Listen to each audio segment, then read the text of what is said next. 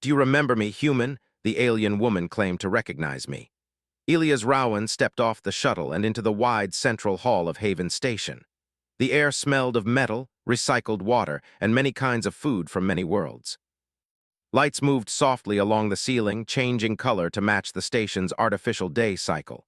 Voices mixed together, human, alien, translated tones overlapping in a low, constant sound. To Elias, it felt familiar and distant at the same time. He adjusted the strap of his travel bag and paused, letting the crowd move around him. He had been away from deep space for years. Earth assignments were quieter, safer, and full of meetings. This trip was supposed to be simple: deliver a report, attend one welcome dinner. Leave within 3 days, that was the plan. He took a few steps forward when he felt it, not a sound, not a touch, just a strange pressure like someone had spoken his name without using a voice. Do you remember me, human? The translator chip in his ear activated instantly, smoothing the alien language into clear English. Elias stopped. Slowly, he turned. She stood a few steps away from him, tall and still. Her skin was a deep silver blue, smooth like polished stone. Thin lines of light moved under the surface, glowing faintly with each breath she took. Her eyes were dark and wide, reflecting the station lights like calm water.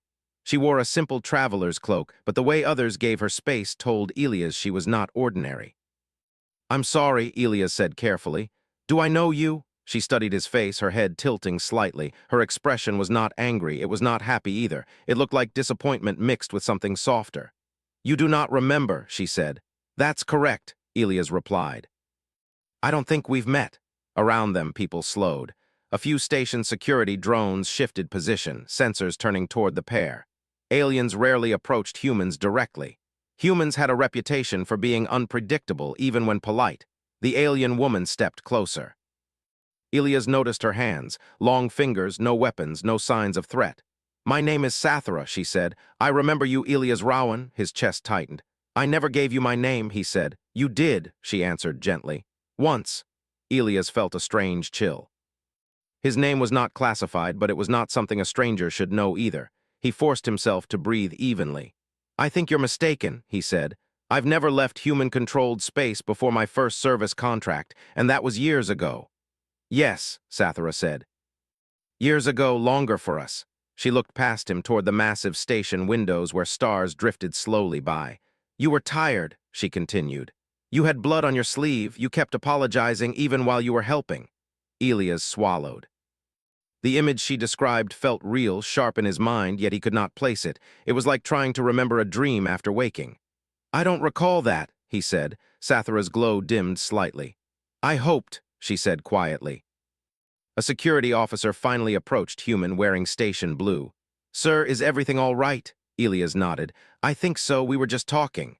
The officer looked at Sathara. Ma'am, are you causing trouble? No, she replied calmly. I am only speaking to an old friend. Elias almost laughed. Old friend. He barely remembered half the people he worked with last year. The officer hesitated, then stepped back, though his eyes stayed watchful. Elias turned back to Sathara. Why do you think you know me? Because you saved my people, she said. The noise of the station seemed to fade for a moment. That's not possible, Elias said. I'm not military, I'm a trade envoy. You were human, Sathara said. That was enough. She reached into her cloak and pulled out a small object. It was round, no larger than his palm, dull and cracked like old glass.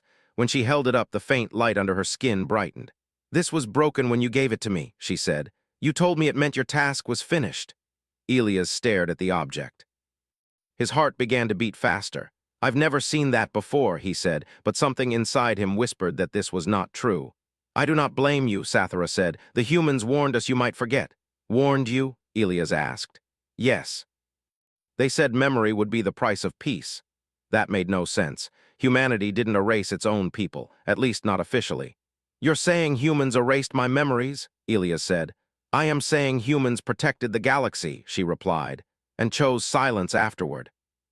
A low hum passed through the floor as a transport docked nearby. Elias felt unsteady, like the station itself had shifted.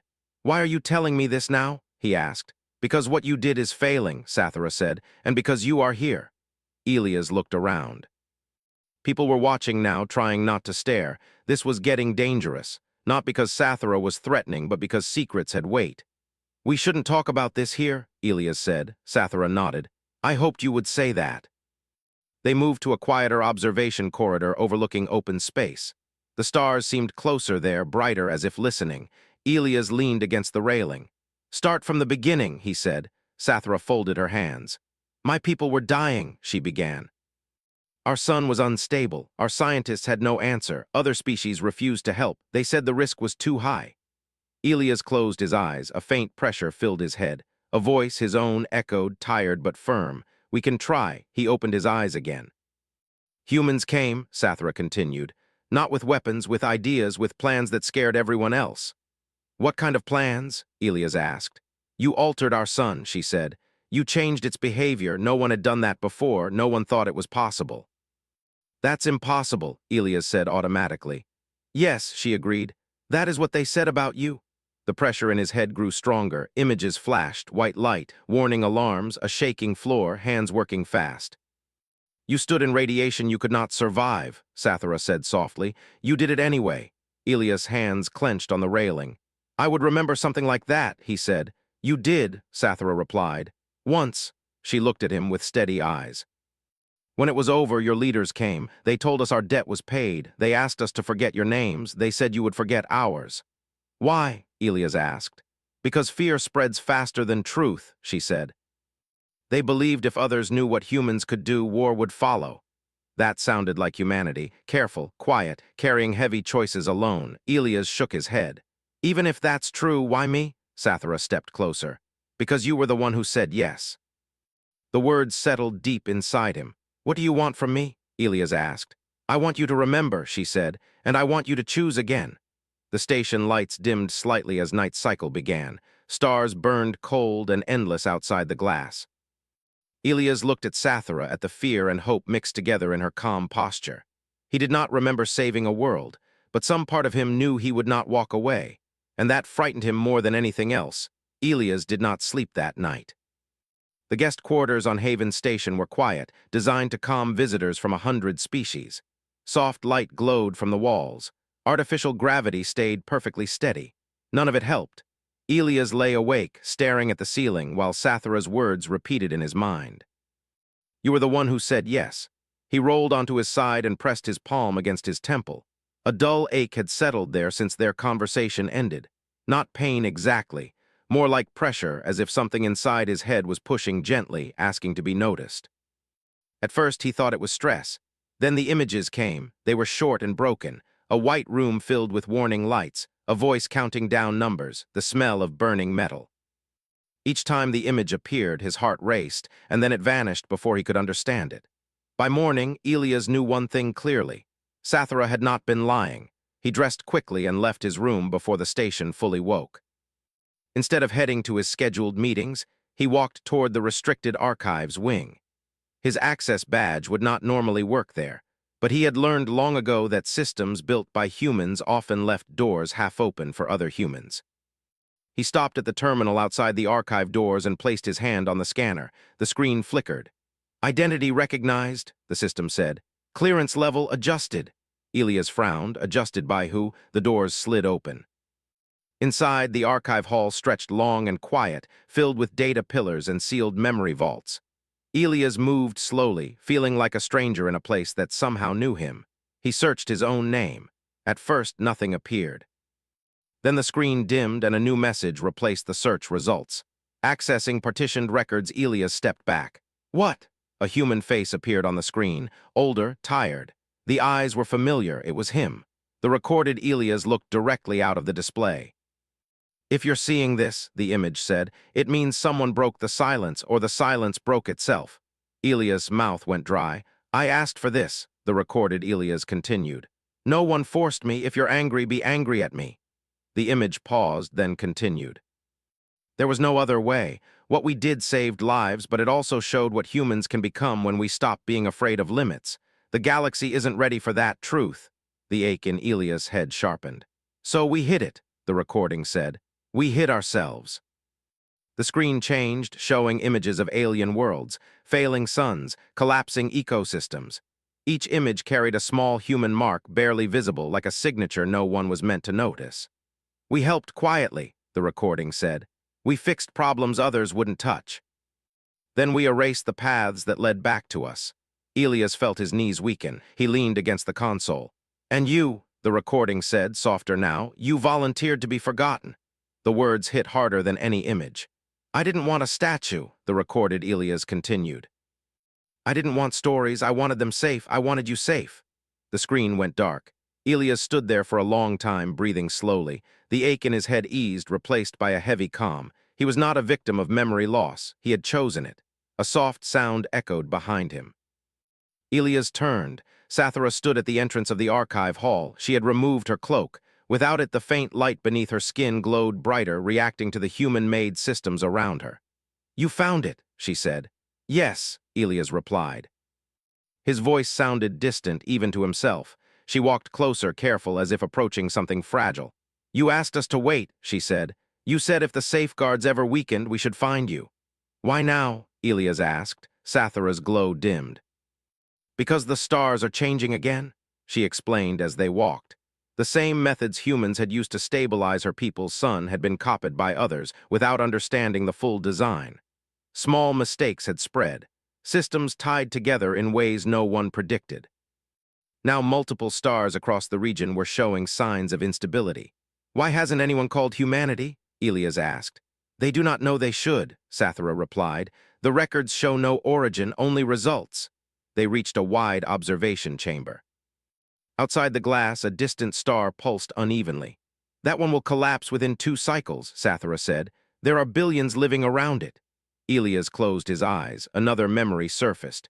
His own voice, younger, steady. If we don't act, they die. If we do, they'll fear us. He opened his eyes again. What happens if we do nothing? He asked. Sathara looked at him. You already know. Elias let out a slow breath. The weight returned, but this time it felt familiar, like an old tool placed back into his hands. We need data, he said, and we need access. You will have both, Sathara replied. Some of us never forgot. As if summoned by her words, the room's door opened. A tall alien with 4 eyes entered, followed by a shorter, scaled being and a floating mechanical intelligence. All of them looked at Elias with a mix of caution and respect. We remember, the mechanical voice said. Humans kept their promise. Elias straightened. Then help me keep mine. Over the next hours, Elias worked without pause. His hands moved faster than his conscious thoughts. Equations made sense the moment he saw them. Solutions appeared where others saw chaos. It felt less like learning and more like remembering how to breathe. You are different now, Sathara observed quietly. I was always this, Elias replied. I just forgot. They built models. Tested scenarios. The problem was worse than expected. The systems were linked. Fixing one star could damage another. There is a risk, Sathara said. There always was, Elias answered. A station alert chimed softly. A message appeared on the central screen. Unauthorized activity detected. But danger is something humans are good at standing in. The alert chimed again, louder this time. Elias placed his hand on the console. Open a channel, he said. To whom? Sathara asked. Elias met her gaze. To Earth. The screen filled with static. Then a human face appeared, an official, calm, controlled. Envoy Rowan, the official said, you are accessing restricted systems. Yes, Elias replied. Step away, the official ordered. You do not understand what you are doing. Elias leaned closer to the screen. I understand exactly what I'm doing. I asked you to make me forget. That doesn't mean I stopped being responsible. Silence followed. Finally, the official spoke again. If you continue, there will be consequences. Elias nodded once. There always were. He ended the transmission. Sathara watched him carefully. Are you afraid? Elias thought for a moment. Yes, he said, but I remember why I chose this. Outside, the unstable star flared brighter, and this time humanity would not look away. The station changed after that. Not in ways most people could see. The lights still followed their calm cycle. Ships still arrived and departed on schedule. But beneath the surface, systems shifted. Doors opened that had not opened in decades. Data streams awakened like old nerves responding to touch. Elias felt it the moment he stepped back into the archive hall. It was as if the station recognized him again. Human command did not cut the connection. They watched. That worried him more than open resistance. Sathara stayed close as Elias worked. She did not interrupt, only observed, learning how humans moved when the weight of decisions pressed down on them. Elias spoke little. His focus narrowed, sharp and steady. The unstable stars were not random. That became clear within hours. Some group, had tried to copy human methods without understanding the restraint built into them. Humanity had never just changed stars. They had layered fail-safes upon fail-safes, prepared to stop their own work if it threatened balance. The copies had no such limits. They turned a safeguard into a weapon, Elias said quietly. Sathara tilted her head. A weapon against whom? Against fear, Elias replied. They wanted control, stability at any cost. The simulations showed the truth. If left alone, at least 7 star systems would collapse in a chain reaction. Billions would die.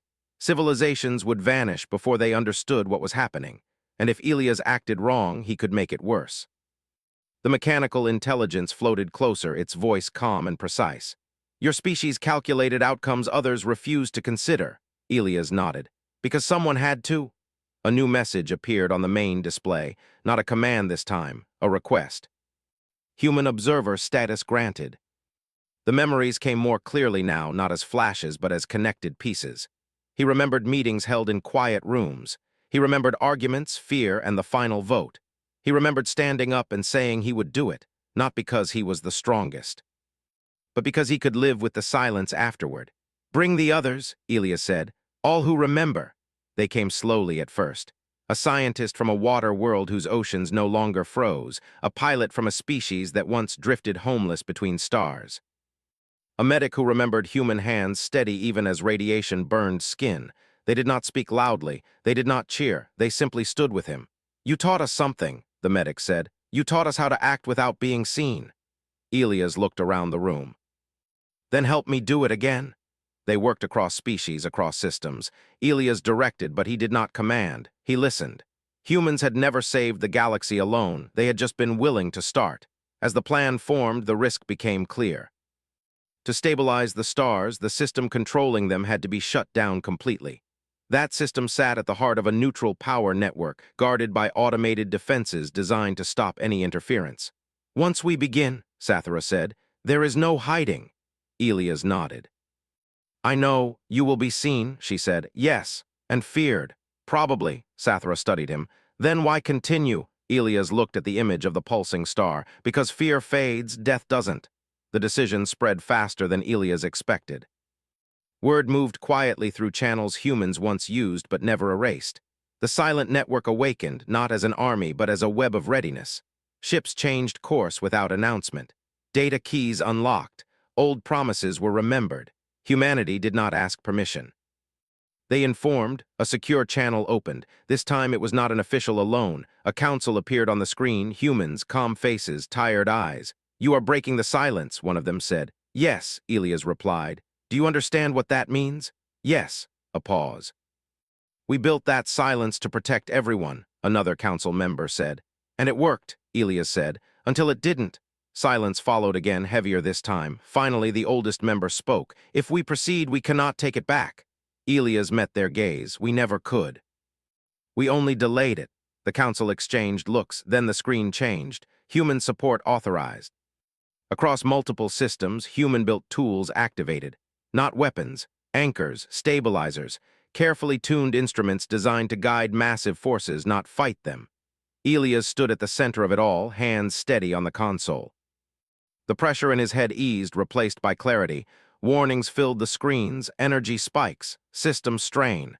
Containment at 80%, the mechanical intelligence reported. Hold, Elias said. Let it breathe.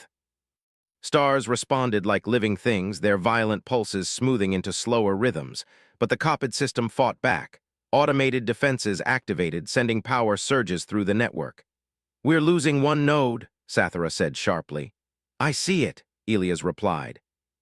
Reroute through human channel 3. That channel was sealed, she said. I sealed it, Elias replied. I know how to open it. He moved quickly, fingers flying. The screen flickered, then stabilized. The first star steadied. A quiet cheer rippled through the room, quickly silenced as more alerts sounded. One is not enough, Elias said. We have to finish. Hours passed, then more. Elias felt the strain now. Sweat soaked his collar. His hands trembled slightly, but he did not step back. You should rest, Sathara said softly. After, Elias replied. Finally, the last star settled into balance. The room went silent. Outside the window, the pulsing light faded into steady brilliance. For a long moment, no one spoke.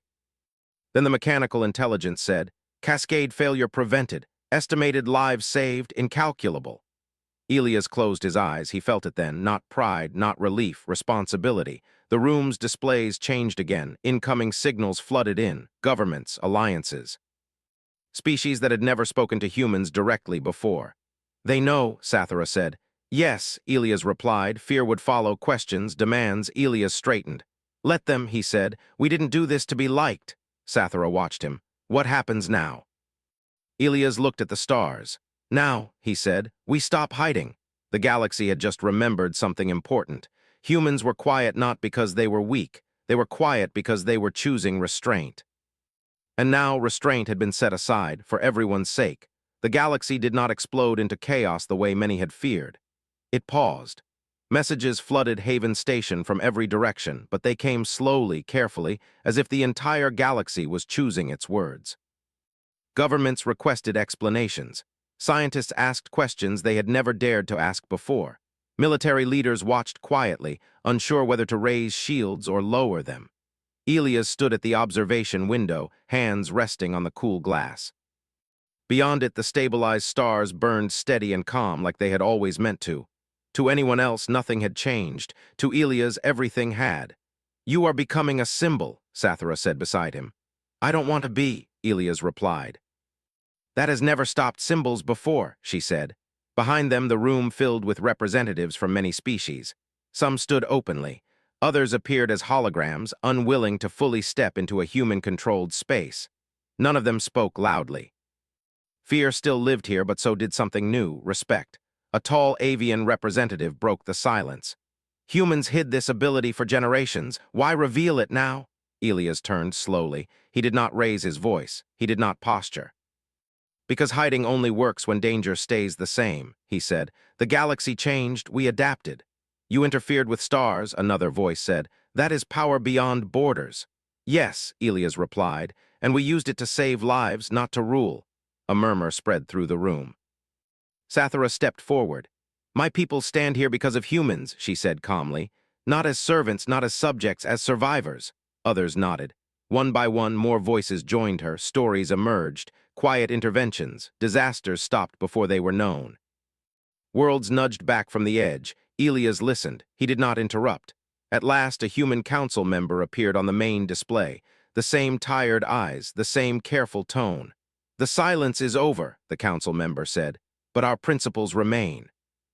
"Humanity does not seek control." Elias spoke before anyone else could. "We seek responsibility." The room went still. "Power without responsibility destroys," Elias continued. "We learned that early. That is why we chose restraint, but restraint does not mean absence." A scaled delegate leaned forward. "Then what do you want?" Elias thought of the younger version of himself, the one who had volunteered to be forgotten, the one who believed peace was worth anonymity. "We want cooperation," he said, "not dependence, not fear. If you face something beyond you, call us. If you can solve it yourselves, we will step back." "And if we fear you?" the avian asked. Elias met its gaze. "Then fear us for what we choose to do, not what we could." Silence followed. Then, slowly, agreements began to form. Not treaties, understandings, shared protocols, safeguards written together instead of imposed. The galaxy did not kneel. It stood beside humanity. Days passed. Haven Station returned to its normal rhythm, though Elias knew it would never truly be the same. Humans were no longer ghosts in the background. They were visible again. Elias walked through the station halls one last time before departure. People noticed him now, not with awe, not with hatred, with recognition. Sathara joined him near the docking bay. "Will you remember this time?" she asked. "Yes," Elias said. "I think it's important that I do." She smiled, a soft shift of light beneath her skin. "Then my people will remember with you." The shuttle prepared for launch. Elias paused at the ramp and looked back at the station, at the stars beyond it. He did not feel like a hero. He felt like a human. On Earth, life continued much as it always had. People argued, people laughed. Children looked up at the night sky without knowing how close it had come to breaking. That was fine. Elias reported to the council one final time. There were no punishments, no praise, only work ahead. You'll lead the open network, the council said. You already do. Elias accepted with a nod. As he left the chamber, he caught his reflection in the polished wall, the same face. A little older now, a little heavier with memory, but steady. Humanity did not conquer the galaxy, it did something harder. It chose to protect it, openly this time with others watching, questioning, and learning. And for the first time, Elias did not feel alone carrying that choice. Above Earth, the stars burned quietly, not in fear, but in trust.